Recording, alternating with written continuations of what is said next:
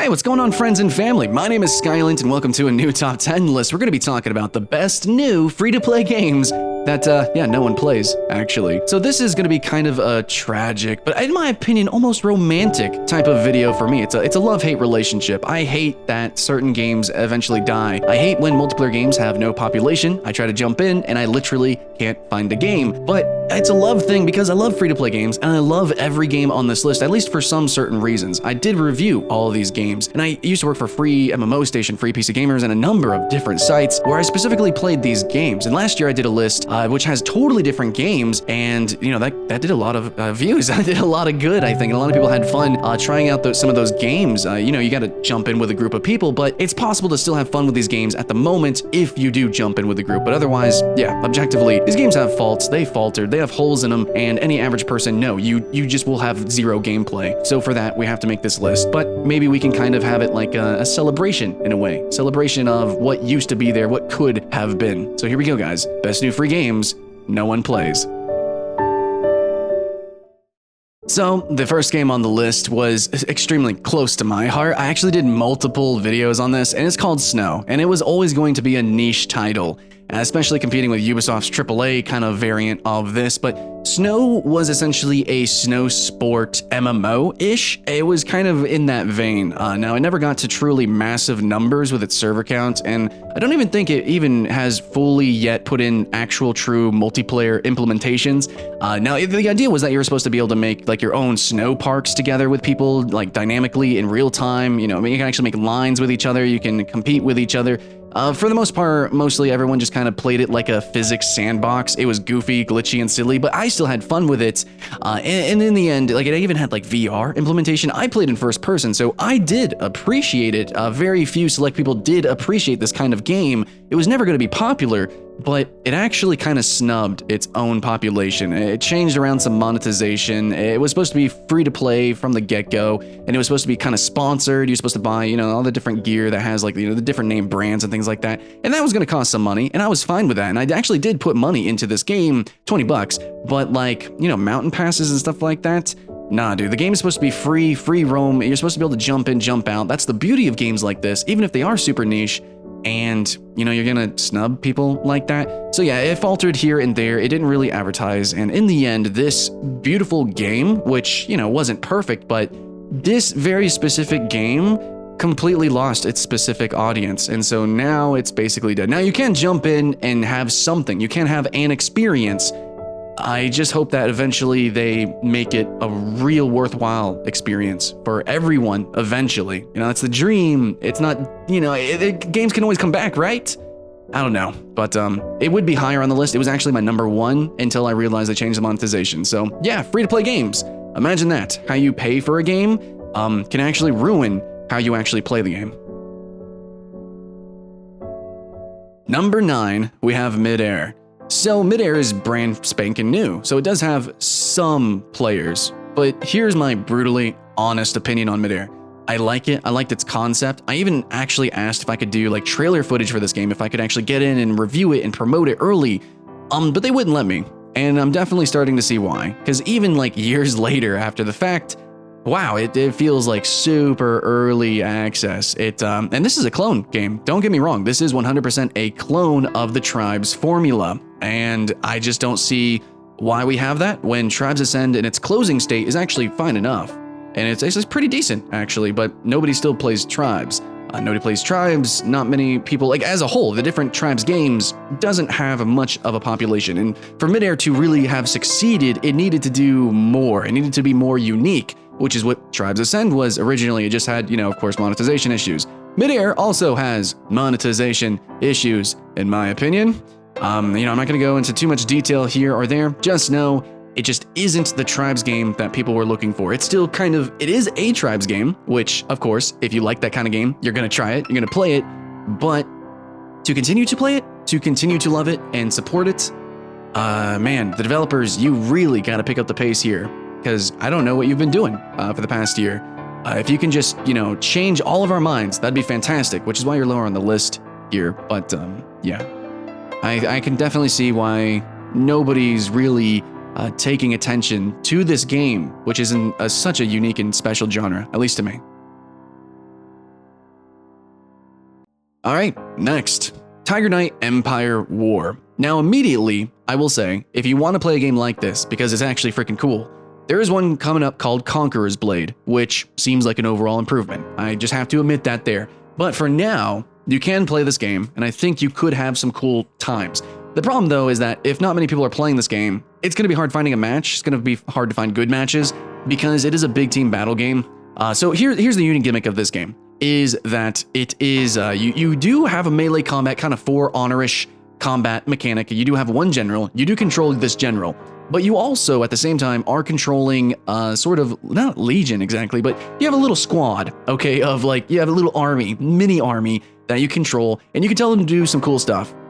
I remember one match, I did this epic like flanking maneuver. I sent my entire army to flank the enemy base, but the general wasn't there. I'm the general, so you know I'm the strongest unit, and I actually went and took a base all by myself. So you can actually do some really cool strategic and tactical shits, man, with a little mix and matching with different kind of units, different kind of weapons that you can use as a general, and there's siege machines and things like that, and the maps are all very fun, and it's basically kind of like For Honor mixed with World of Tanks in terms of monetization and gameplay.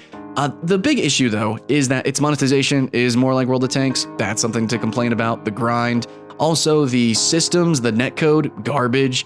It's a really cool concept, but in my opinion, I can see why it's already niche, but why people are also leaving it as well, especially with competition such as Conqueror's Blade coming out, which I definitely expect you guys to take a look at after this video. Cool. Right. Let's talk about Orcs Must Die Unchained. Now, the co-op genre is always going to be more niche because you kind of one and done it. You know, you play it and then you're done. You might jump in again to co-op with someone else, but basically that's pretty much it. Co-op games always will be kind of a niche-y thing. There's a lot of good ones out there, you know, Alien Swarm, Dungeon Defenders 2. They don't have the highest population. You know, that's just the nature of the games. But Orc Must Die Unchained is one that I think got really snubbed because originally it tried to be a PvP game, and then it changed around its formula, and you know, it's constantly been evolving and changing. Listening to its community, really good, really applaud that, but its initial reception was really poor. And so, you know, once the hype is dead, you know, that's it. But Orcs Must Die Unchained is a really interesting game now. You can jump in with some friends. Just know that this is a tower defense, action tower defense game that really is meant for people who play Dungeon Defenders, who played the, you know, like games like this, who like tower defense and stuff like that. It's going to be for people who aren't new to the genre because holy crap, it's hard. Now, there's some cool characters that you can actually utilize. There's some cool traps. I appreciate the gameplay. It's not the most explosive and visceral. It's very cheesy, but if you understand the genre, then you're going to have a good time. So yeah, I do think more people probably should give Orcs Must Die Unchained a chance. Next up, Art of War Red Tides. So this is a game that I really liked initially. Now I heard they made some monetization changes, of course, every time, guys, right? Free-to-play games, please and thank you. Can you just have a fair monetization scheme? But regardless, Art of War Red Tides is something similar to Clash Royale. However, it uses a kind of like 1 or 2 lane system. It's kind of vague. It's really weird. It's sort of a tug of war RTS game. Now, it's not an arena RTS. Sure, it's not going to be like StarCraft, but a lot of people think RTSs are just dead. But they're not, actually. There's a lot of really unique, interesting RTS genres being created. They're just not arena RTS, and Art of War Red Tides is one of them. There's a few others, more are clones of Clash Royale, but Art of War Red Tides is one that's more unique. It actually has like a lot of different, very interesting mechanics and units, and it also is a team game instantaneously. Now, I know Clash Royale has that now, but I'm just saying, Art of War Red Tides, you can just see the gameplay. It might not seem like the most action-packed, but it is a very tactical and strategic game. I think you can have fun with the deck building of your units, going in and playing, you know, as a team, as a unit, finding another team and unit. It might seem simple, you know, one lane sort of gameplay, but if you haven't played games like Clash Royale, then I think you owe it to yourself to try out these kind of games because it is a whole new experience and it is legitimate. Alright guys, halfway on our list, we have a game called Spellsworn. This is essentially, or I think what used to be a mod back in like the Warcraft 3 days. It's kind of a MOBA, not really, you can't really call it a MOBA exactly. It's actually a Battle Royale, I think technically. But anyways, so Spellsworn is a mage Battle Royale game where you jump in, it's just a small circle that slowly encroaches lava, and it's a game where you actually build your own kit. So throughout the different rounds, you actually get a currency as you perform, and you can build your own spell bar. So you can have like a freeze ability, and then you can, the next round, you get a knockback ability. So then you can do the freeze and then knock them back into the lava or something like that. Or maybe you just want to go full DPS, get all the magic nukes and just spam them out and kind of play it like a bullet hell, or you can just blink around. You build your kit as you play the game, and it is a battle royale. And I just really appreciate it. It's really quick and clean. You jump in, and a lot of people think of battle royale as like PUBG, and they think of MOBAs as one specific genre and like that too. But I'm just saying, if you like games like Battle Right, but at the same time, also if you like games like battle royales, this is basically battle royale in some ways, with that cool, unique gimmick that you have seen in some custom games in Dota, where you can actually make your own characters. So I like it, I appreciate it. It reminds me of Magical Wizard Wars, which I thought was a fun MOBA, but this has a more unique, more explosive genre to kind of rally on, which is kind of why it's surprising why not many people play it, but it doesn't look that pretty. Wish it had a cleaner art style. Maybe it doesn't appeal to everyone. Maybe people expect different things. But I think if it really sold itself on the genre it technically is, and really promoted what makes it special, I think it would be more popular. So all I can say is give it a shot. Number 4, we have Fractured Space. This game really took me by surprise because I played this game at a time when I hated games like World of Tanks. I was not interested in anything MOBA either, but Fractured Space kind of has, a little bit of both and put in space. It is a very slow-paced, very tactical and strategic game that, it's going to be basically World of Tanks in space. But it's so weird how, I just want to say this, that the game has been alive for this long because it had such a small population for so long. It's such a weird, very niche game, because there's other space combat games that are more dogfighty. Even Dreadnought coming out has some the Dreadnought is slow and tactical, but then you have other things that are a lot more dogfighty. Fractured Space is basically all slow. It's all slow, it's all tactical, it's all strategic. But I guess people who really want that 3D World of Tanks-like experience, Fractured Space just does it best. Other games only dip into it, which is kind of a boon, actually, because I think more people are interested in, dogfights. But Fractured Space is actually freaking deep and freaking cool. Just not many people play it. You do need, teams to fight against teams. I think this game would do so well with a bigger population. Maybe they should try to make it more explosive. Maybe they should try to promote it more. But it's one of those games that definitely deserves some people. It kind of needs it, which is a tragedy, but I don't know. All I can ask is put some eyeballs on it, and if they ever do a tournament or something, watch it on Twitch and maybe try it for yourself.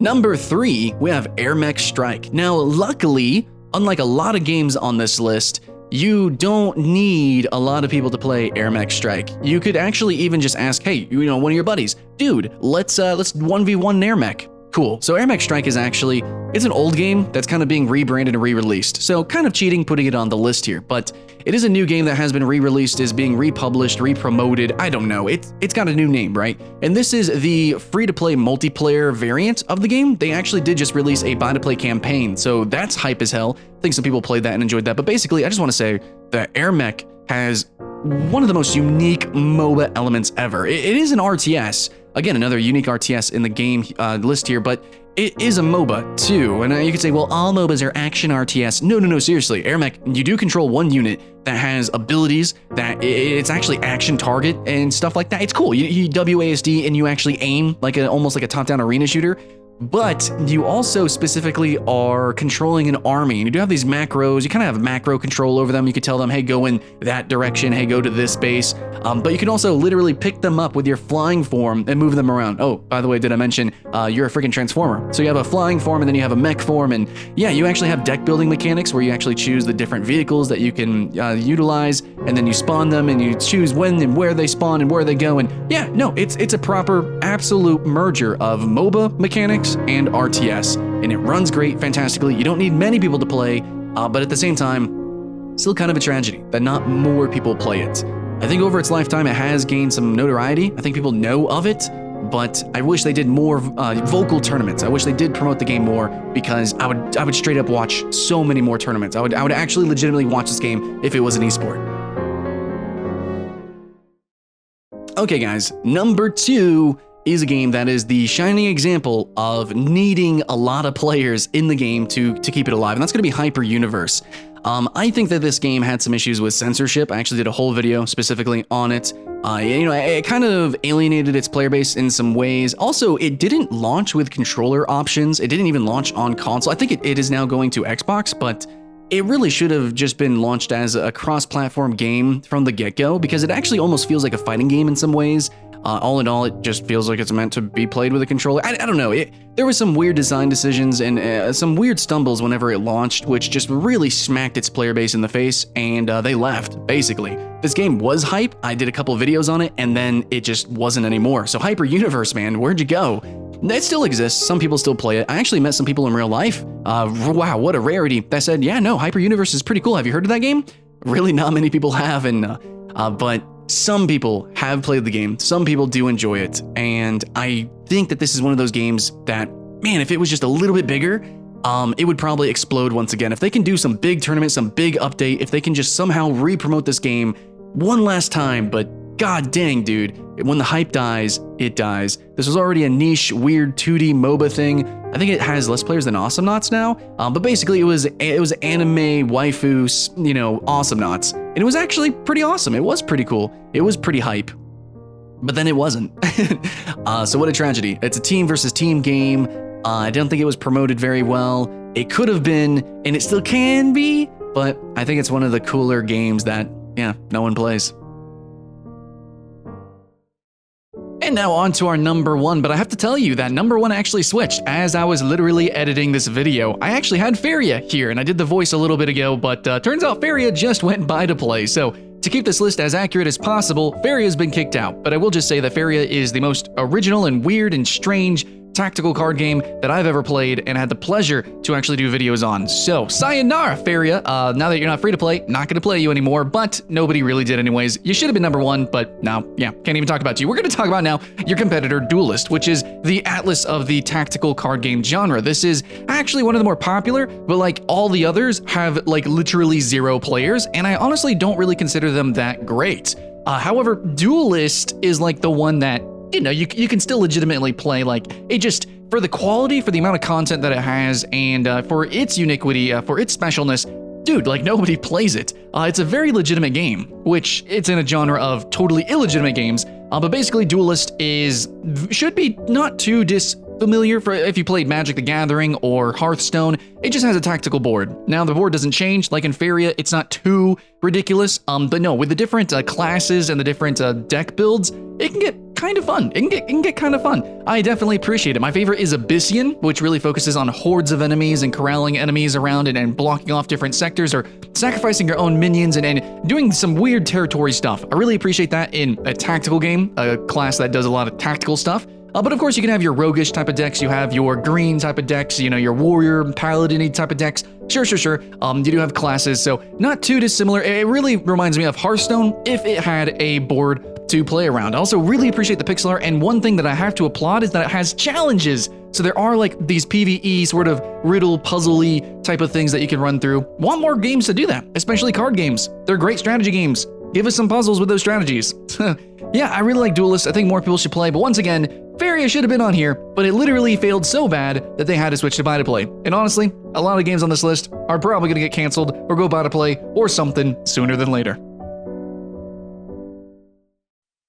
Okay, friends, so that's going to be the end of my list. I know I went a little bit long-winded with some of the numbers here, but I did play all these games, and they do hold a special place in my heart. Some more than others, sure. But in the end, it is, I think, very sad that some of these games don't have players, and some of them deserve it, true, but in the end, when I played these games, when I was participating in them, there was a whole community. There was people playing with me, and I genuinely had something that I won't forget. And so this video, I guess, is kind of a tombstone here of those moments, of that experience. It is a reminder, hopefully, to people that, even if you're scared to play a game or you're thinking you're not gonna have fun with it, sometimes it's the event itself. Sometimes it's the community that's all playing together that can really show you what makes a game really fun. I mean, these online free games, they are community-based, they are community-oriented, and jumping in together just really makes a blast. So I'm gonna do more upcoming hype videos, absolutely, but sometimes we gotta look back and maybe give games a second chance, or sometimes just lament of their passing. Thanks for watching, guys. I don't mean to be a Debbie Downer. In the end, I do hope that maybe you try one of these games and maybe you do have fun, or if you did back in the day, let us know how much fun you did have back, in the comments below. That'd be great. Keep the hype alive, always and forever. My name's Skylint, and I'll see you again next time.